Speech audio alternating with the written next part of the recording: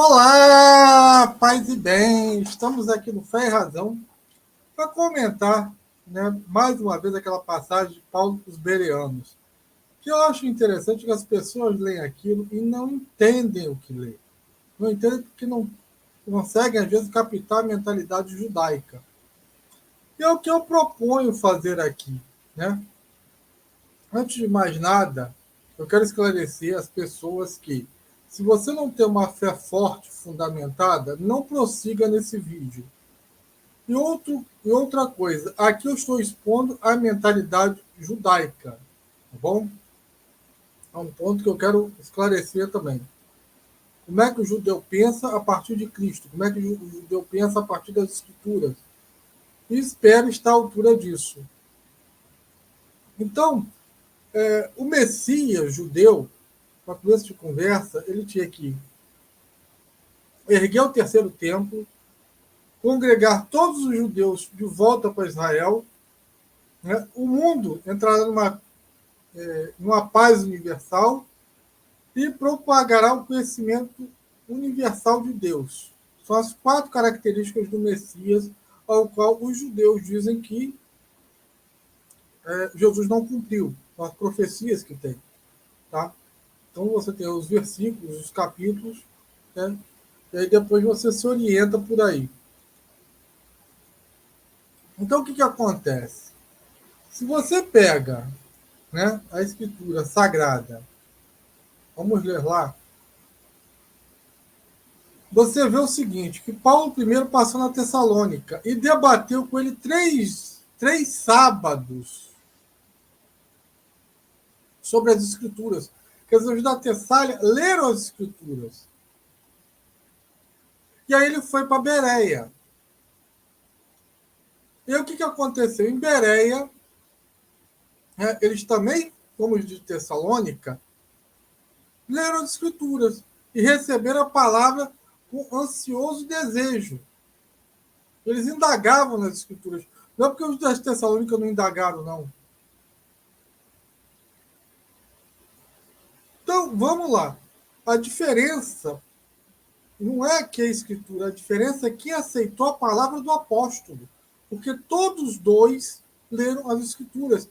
É inconcebível, é ser muito arrogante achar que o judeu desconhece as escrituras. O judeu conhece as escrituras muito mais, né, as escrituras que eu falo aqui é o Antigo Testamento, que sonha a nossa vã filosofia. Ainda mais esses protestantes aí, né, que só decora 20 versículos. Então, a primeira coisa que a gente tem que entender é o que Paulo estava pregando. Tá?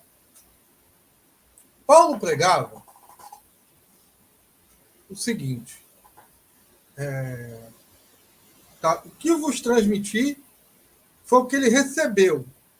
Ele recebeu de onde? Das Escrituras? Não. Apesar dele dizer o seguinte, que Cristo morreu pelos nossos pecados, segundo as Escrituras, e foi sepultado e ressurgiu ao terceiro dia, segundo as Escrituras. Gente, isso não existe nas Escrituras. O que tem nas Escrituras, tá, é que ninguém morre pelo pecado de ninguém. Está em Deuteronômio 24:16. Alguém vai citar aí Isaías 53, falando que ali é Jesus. Não. Israel é o servo ali.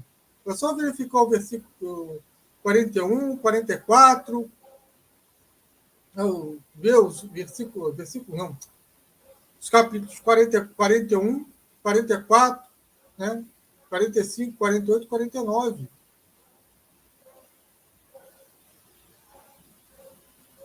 E se você está em dúvida do versículo do capítulo 53 de Isaías, começa a ler do 52. Então, na visão judaica, quem é que está se falando ali é Israel, não é Jesus, o servo sofredor. Ponto final. Né? Se você começar a ler, como eu falei, lá de Deuteronômio, os pais não serão mortos por seus filhos, e nem os filhos serão mortos pelos pais. cada um será morto pelo próprio pecado. Salmo 49, 7. Ninguém pode, de forma alguma, resgatar seu irmão ou dar a Deus, né, ou dar a Deus um resgate por ele. Não tem como.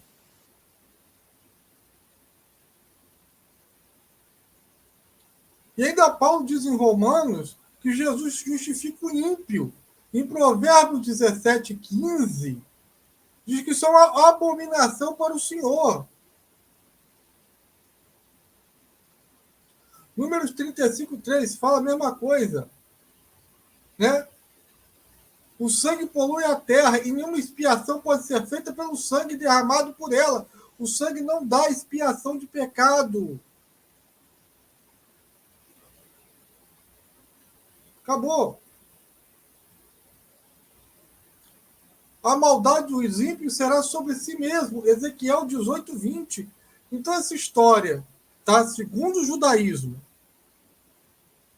que Jesus morreu pelos nossos pecados, isso é contra as escrituras dele. Isso não existe. Não existe. É uma abominação.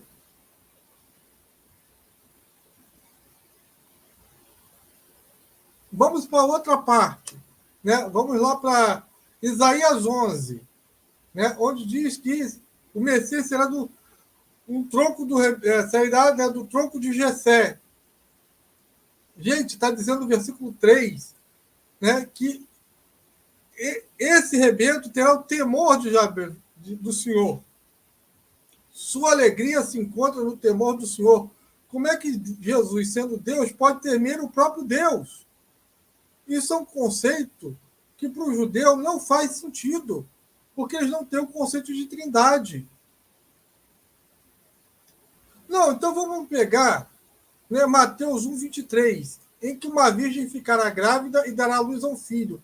E o chamarão de Emanuel, que é Deus conosco, fazendo referência a Isaías 7, 14. Gente, se você ler o texto, tá, o que Isaías está falando? Isaías não está falando de Jesus Cristo, ele está falando de Ezequias. Porque ele diz que o sinal será dado a Acais. Vos dará um sinal, que a virgem conceberá. Aliás, o termo virgem, tá, se vocês não sabem, segundo os judeus, foi uma péssima tradução do judaísmo. Porque se fosse virgem mesmo, estaria Bétula, como está lá, quando se refere a Rebeca. Né? Aqui está, é uma moça dará à luz. Isso será um sinal, não é um milagre. Sinal é diferente de milagre, segundo o judaísmo. E também no catolicismo, também, sinal é diferente de milagre. Né? Milagre é algo que extrapola a natureza humana. Uma moça dar uma luz é um sinal, não chega a ser um milagre. Cláudio, você está dizendo que a concepção de Jesus não foi um milagre? A concepção de Jesus foi um milagre. Como eu comecei a falar lá no começo do vídeo, isso aqui é uma visão judaica. Acabou. Então o texto ali, ele está falando de Ezequias, eles não estão errados. Até porque em nenhum ponto da Bíblia Jesus é chamado Deus conosco. E aí vem outro problema. Porque Jesus é um manzer. O que é um manzer? É um bastardo.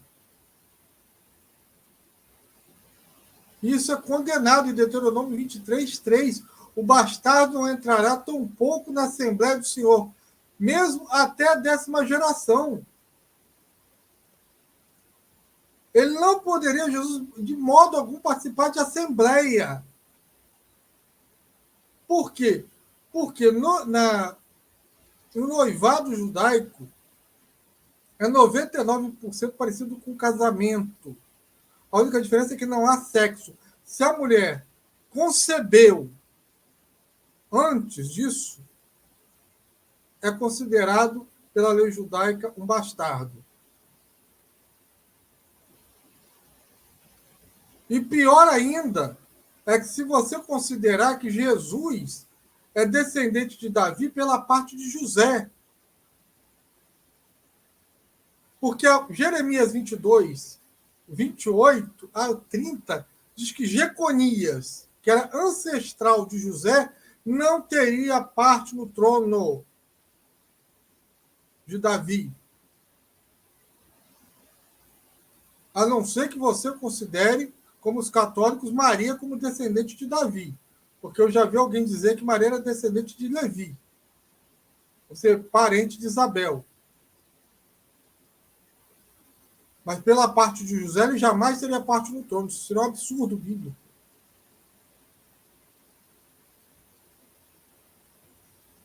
Ah, Cláudio, mas a gente viu Jesus pregando na Assembleia. Então ele deve ter escondido esse fato dele ser bastardo. Ah, Cláudio, não houve sexo na concepção de Jesus. Tá, explica isso para o povo. Que Maria concebeu do Espírito Santo.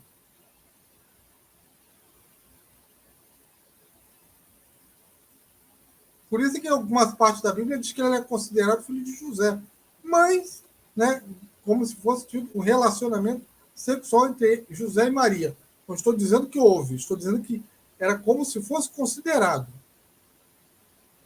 Mas desde o momento que se revela para o judeu que não foi ele filho do casamento entre José e Maria, relacionamento sexual, então ele era considerado um bastardo.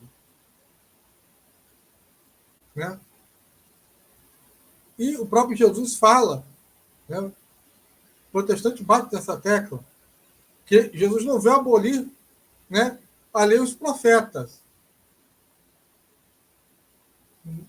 O católico diz, ele veio levar à perfeição. Agora eu levo aqui a você a questão, né? O Antigo Testamento pode ser substituído? Sim ou não? Porque se ele é para levar à perfeição e é aquilo que Jesus começa a pregar, ouviste o que foi dito aos antigos, pegando o Antigo Testamento, né, e no caso os 10 mandamentos, levando à perfeição, ele está substituindo aquilo. Acabou.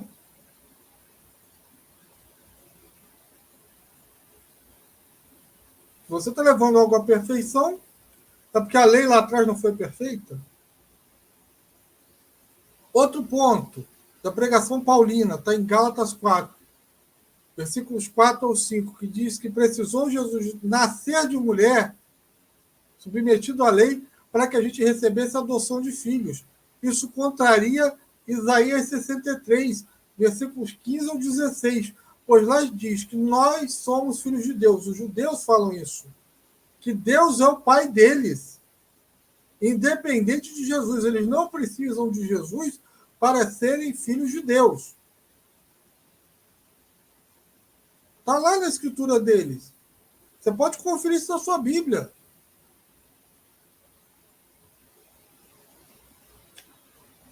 Né?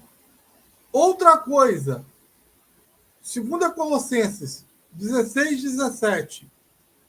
Para que ninguém vos critique por causa de comida, bebida, festas, lua novas ou sábados. Tudo isso não é mais que sombra do que há de vir, a realidade de Cristo. Quer dizer, a partir da vida de Cristo, isso cessou. É o que Paulo está dizendo. Tem uns caras aí, né, que diz seguidor de Cristo, que diz que o sábado permanece porque está perpétuo. Que está lá em Êxodo 31, 13. O sábado é perpétuo. Só que a circuncisão também está como perpétuo em Gênesis 17, 13. E o sacerdócio levítico também é perpétuo. Está em Êxodo 29, 9.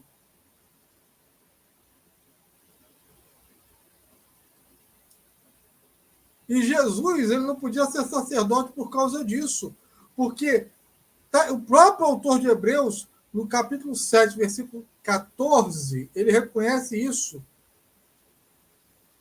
Moisés não se encarregou de falar nada sobre a tribo de Judá ser sacerdote. Ponto final. Ah, Cláudio, mas o autor de Hebreus diz que Jesus é sacerdote ao estilo de Melquisedeque, tirado do Salmo, né, 109 ou 110, dependendo da sua Bíblia, né, versículo 4. Só que a Escritura, se você ler, não tem essa informação que o autor de Hebreus fala.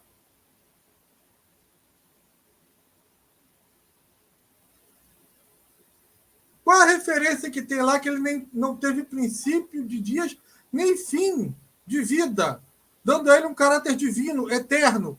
Porque o que não tem princípio nem fim é eterno. Não tem nenhum fundamento bíblico para tal conclusão, não tem. Se você for ler lá o Salmo 109. Até porque, ao contrário de Melquisedeque, Jesus tem uma genealogia. Teve um pai chamado José, uma mãe chamada Maria, está lá na genealogia dele. Vai ler lá em Mateus e Lucas. Então, Jesus ele tem uma existência dentro do tempo, dentro da história. Para o judeu, né, para não dizer que o autor de Hebreus foi desonesto intelectual, diz que ele interpretou mal.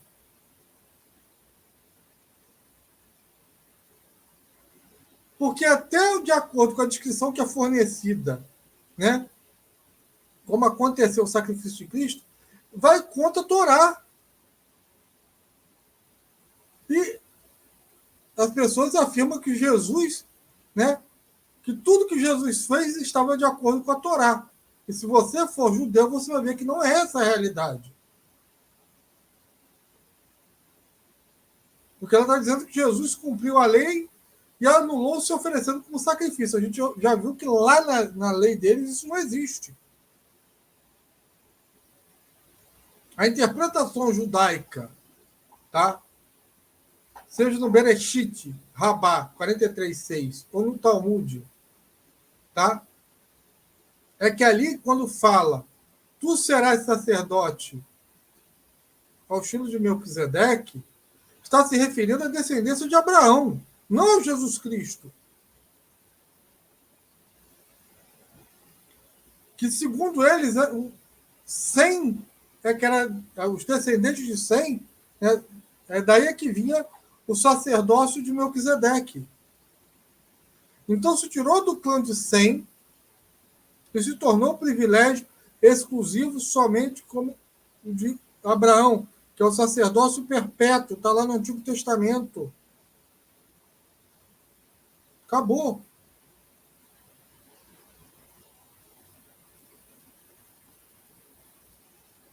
Acabou.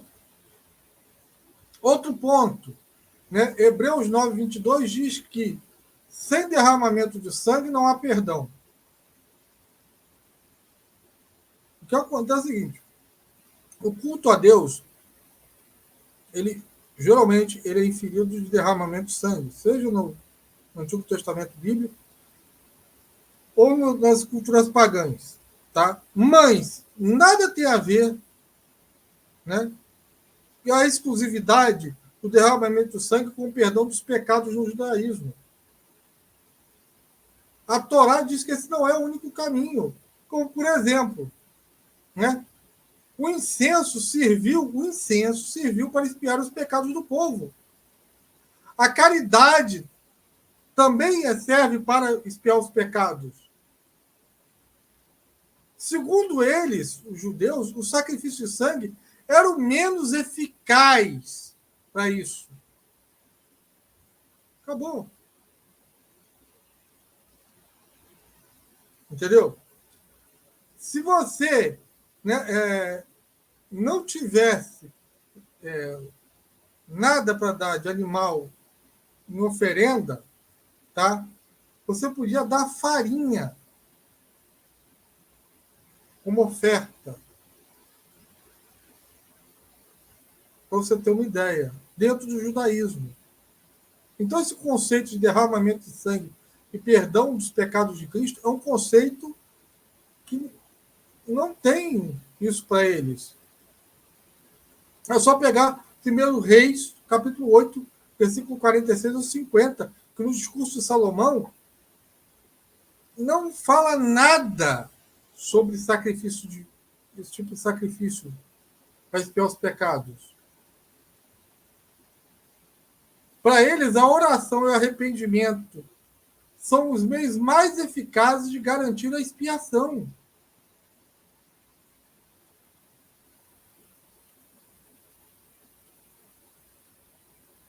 E detalhe, não se pode consumir o sangue, em hipótese alguma, desse animal, como é feito por Cristo à última ceia. Ora, e a Páscoa, se você pegar a Páscoa judaica, ela não tem nada a ver com o perdão dos pecados. Não tem nada a ver com isso. Não serviu a Páscoa judaica para expiar os pecados de ninguém. Aquilo foi um sinal para que o anjo da morte não matasse os primogênitos. Além disso, está lá em Levítico que qualquer, né, cordeiro que fosse manchado ou mutilado, está Levítico 22, 19 ao 21, não servia. Se Jesus Cristo foi chicoteado e espancado, como é relatado na Bíblia, ele já estava inapto para isso.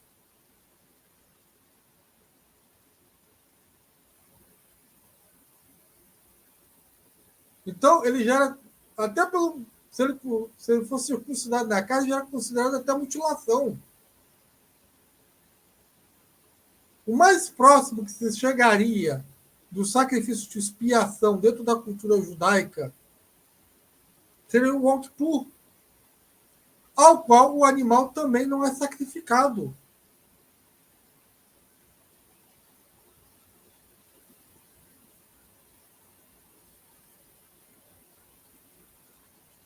Entendeu? Outro detalhe do autor de Hebreus é que ele fala que o Salmo, né, 40 diz que há um corpo preparado. Gente, vai ler o Salmo 40, não vai ler no judaísmo. Não existe isso. O que está lá é Salmo 40, versículo 6. Sacrifício e oferta de manjares não desejaste. Os meus ouvidos abriste, holocaustos e ofertas pelo pecado não requeres. É isso que está lá.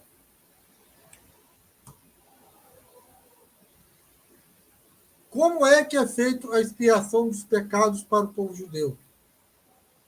É pelo arrependimento, pela conversão, tá? Que acontece isso. Não precisa de um intermediário, não precisa de Jesus. Se o judeu se humilhar e orar e buscar a Deus, tá? Ele será perdoado.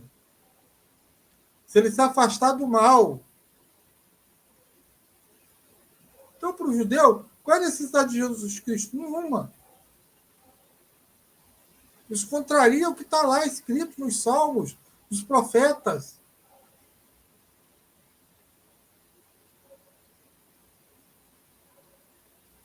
Então, pela bondade e pela verdade, é que se expia a iniquidade. Provérbios 16, 6. E mais ferrado ainda você fica se você é do Concílio de Jâmina. Se você aceita o Concílio de Jâmina, então, tá? Por favor, tire lá que Jesus foi concebido de uma virgem, bote lá que foi uma moça. Sem contar que Jesus cita como escritura o livro de Macabeus, segundo Macabeus. Quando ele fala, errais, não compreendendo as escrituras, nem o poder de Deus. E ele vai citar segundo Macabeus 7,14 e segundo Macabeus 12,43, que é o livro que trata da ressurreição do último dia.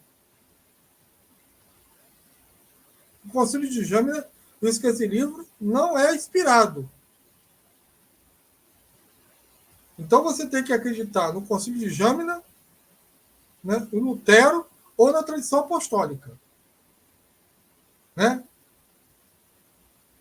E se você também é do Concílio de Jâmina, no Salmo 21, 22, que fala, né, que transpassaram minhas mãos e meus pés, não é isso que está lá.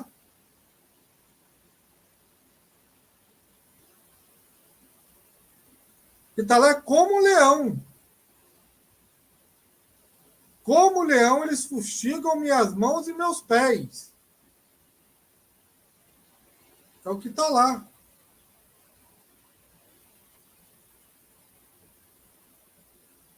Não faz alusão à crucificação segundo o judaísmo. Ainda mais se você segue aquilo que foi proclamado pelo Concílio de Jâmina. Aliás, né, há uma profecia para que se conheça o falso profeta, tá? No judaísmo. Está em Zacarias 13, versículos de 4 ao 7. Ao qual o falso profeta é aquele que é reconhecido pelos ferimentos que nas mãos que ele recebeu da casa dos seus amigos. Quem é que você conhece da Bíblia que recebeu o ferimento nas mãos? Aliás, se você ler o versículo abaixo, é usado até por Marcos, para dizer: ferirei o pastor e as ovelhas serão dispersas. Se você é adepto à sola escritura e tem ela como a única autoridade infalível de fé, se você rejeita a tradição apostólica, você não pode aceitar Jesus como profeta, e sim como falso profeta. Tá? O que o judeu ele acredita sobre o Messias? Ele não vai vir de uma virgem, não vai ter nada espiritual. Ele é um homem comum, servo de Deus, ele não pode ser adorado como Deus, isso seria idolatria. Tá bom? Ele não pode ser igual a Deus. Como Jesus dizia, por isso é que foram pegar pedras para apedrejar ele. Porque eles falaram: tu sendo homem, dizes que tu é Deus. E pior, Jesus diz que ele é o caminho, a verdade e a vida. Sendo a verdade e a vida, e só atributos unicamente de Deus. Porque a Bíblia diz que a verdade, que é Deus, não mente. E Deus é a vida.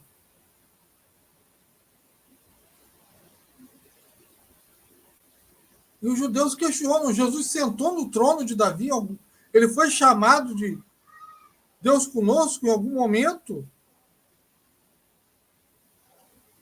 Ele ergueu o terceiro templo,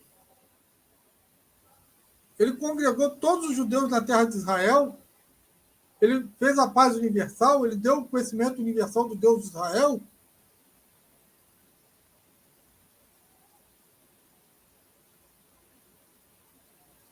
Então, meu irmão e minha irmã,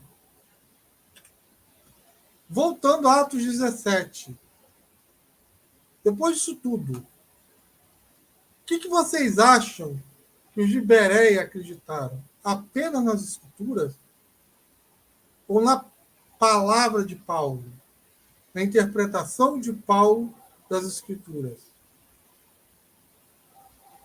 Na autoridade apostólica de Paulo? Aí é que está a grande questão.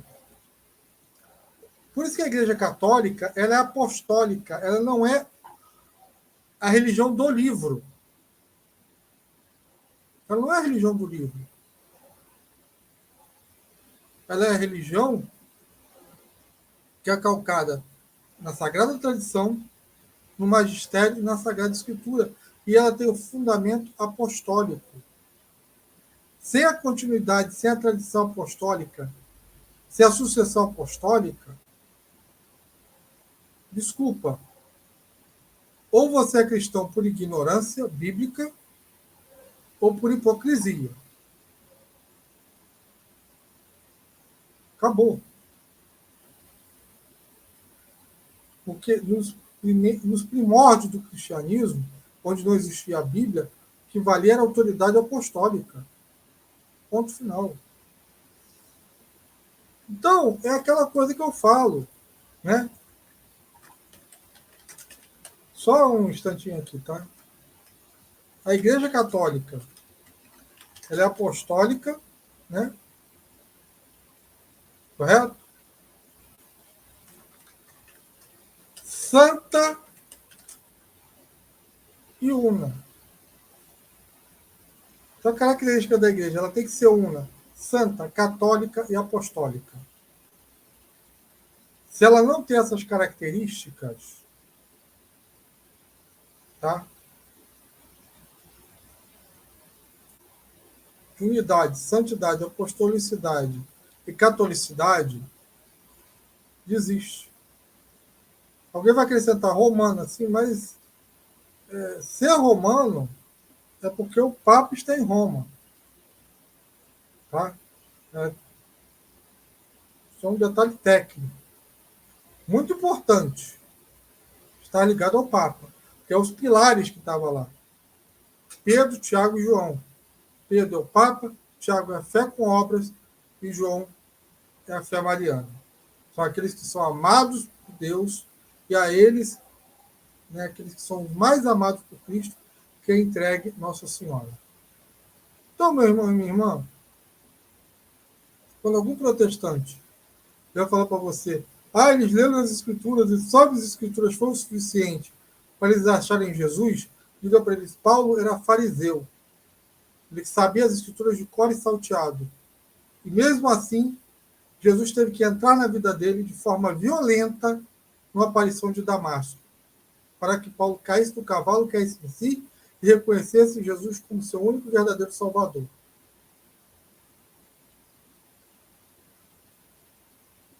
É isso aí. Agradeço a todo mundo que participou aí, né? Agradeço a todo mundo que contribui com o Pix, a quem contribui com a Apoia-se, né, o pessoal que deixa os comentários aí, que eu leio todos.